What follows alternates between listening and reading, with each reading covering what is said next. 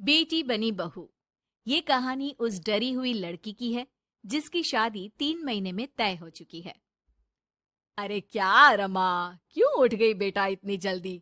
थोड़ी देर और आराम कर लेती ना। नहीं माँ, ठीक है, कोई बात नहीं। ये बताओ, चाय के साथ नाश्ते में क्या लोगी? अरे कैसी बात कर रही है रमा, कल तक तो तू ऑर्डर दिया करती थी कि ये खाना है वो खाना है, आज तू हमें पूछ रही है, क्यों बेटा? माँ अब ऐसे ही बोलिए ना, क्या खाएंगी? बेसन की रोटी बना दूं दही के रायते के साथ? माँ कुछ सोचती है फिर कहती है, अच्छा सुन, ये बता, रोहन का फोन आता है? शादी होने वाली है तेरी उससे, बात करती रहा कर। हाँ हाँ हाँ माँ, बात होती रहती है, मॉर्निंग में मैसेजेस भी डालती हूँ। अच्छा माँ, नाश्ता बना कर आती हूँ। ये बदलाव रमा में अचानक आए थे। कहाँ तो वो देर से उठती, बिस्तर पर ही नाश्ता खाना और आराम से नहाना। माँ ने बचपन से ही किसी राजकुमारी की तरह रखा।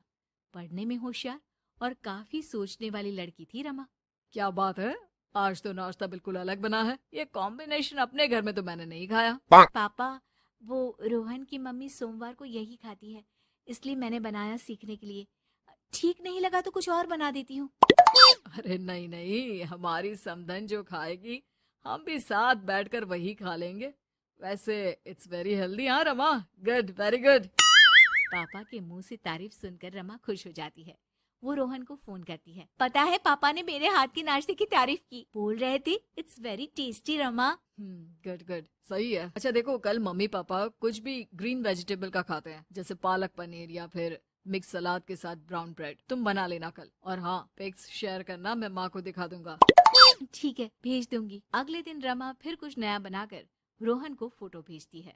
अपनी माँ को दिखा देना, ये मैंने बनाया है। तभी वहाँ उसकी माँ आ जाती है। ये क्या बेटा, ये हाथ कैसे चल गया तुम्हारा? अरे कुछ नहीं माँ, वो तो बस ऐसे ही।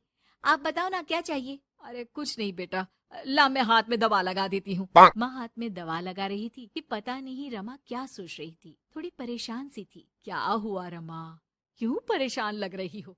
रोहन से कोई बात हुई है क्या? नहीं माँ, आज जो बनाया उसकी फोटो मांगी थी रोहन ने, दे तो दी, लेकिन अभी तक कोई रिप्लाई नहीं आया। माँ कुछ सोचती है, फिर रमा के फोन से उसके जले हुए हाथ की फोटो खींचकर भी रोहन को भेज देती है। अरे माँ, ये क्या कर रही हो? वो सोचेगा कि मुझे काम करना आता ही नहीं। हाँ तो सोचने देना, पढ़ाई में नहीं मिल पाता था वक्त, जितना सीखा है काफी है।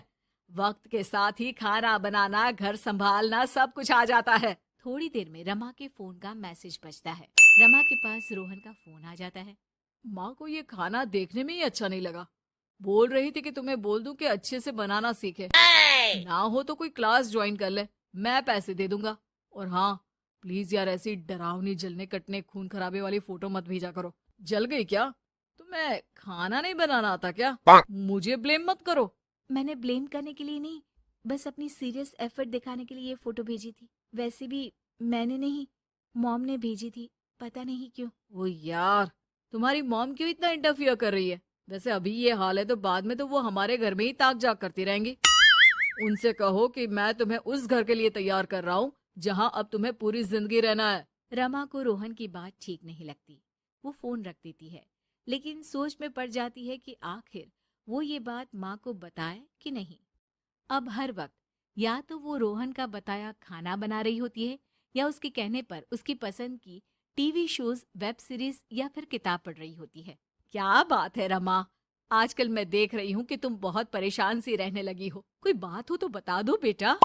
नहीं माँ, वो रोहन ने कहा था कि उसकी पसंद मुझे पता होनी चाहिए, जिससे कल को हम साथ हो तो हम लोग मिलकर अच्छे से बात कर पाए। उसने कुछ वेब सीरीज देखने को कहा था, लेकिन क्या कहूँ माँ, मेरी तो समझ में ही नहीं आ रही वेब सीरीज। अरे तो बोल देना रोहन को नहीं देखनी, या फिर एक काम कर, तू उसे अपनी पसंद का सिर्फ एक गाना सुनने को बोल। ला मैं मैसेज कर देती हूँ। ना ना माँ, आप तो रहने दो। पिछली बार भी जब मैंने उसे बोला कि आपने मैसेज किया है तो वो गुस्सा हो गए थे। अच्छा, क्या बोल रहा था? यही कि माँ क्यों इंटरफेयर कर रही है, मैं तुम्हें उस घर के लिए तैयार कर रहा हूँ जहाँ तुम्हें पूरी जिंदगी रहना है। माँ अब समझ जाती है कि रोहन उसकी रीमा के लिए ठीक नहीं है। रहने दे रीमा, ये रोहन मुझे ठीक नहीं लगता। तू बोल तो मैं कोई और रिश्ता देखूं। अरे नहीं माँ, मेरे पूरे फ्रेंड सर्कल में ये बात हो गई है, नाते रिश्तेदार आस पड़ोस सभी। हाँ ठीक है बेटा, चल कुछ दिन और देख ले, लेकिन ये मत सोचना कि यहाँ शादी नहीं हुई तो कुछ बुरा हो जाएगा। ये देखना कि इससे शादी हुई तो भविष्य कैसा रहेगा। समझी? प्यार, विश्वास और इज्जत से बढ़कर कुछ भी नहीं है। रीमा माँ की बात पर हाँ बोलकर वहां से चली जाती है। अगले रोज रोहन का फोन रीमा के पास आता है। मैंने तुम्हें एक स्किन डॉक्टर का फोन नंबर दिया है। माँ बोल रही थी कि तुम सांवली हो और दिखने में भी नैन नक्श थोड़े। एक काम करो ना, तुम इनसे अपना ट्रीटमेंट शुरू करवा लो। होप कि थोड़ी देखने लायक हो जाओ। आज तक रीमा से किसी ने इस तरह बात नहीं की थी। वो ये बात सुनकर सीधे शीशे के सामने खड़ी हो जाती है।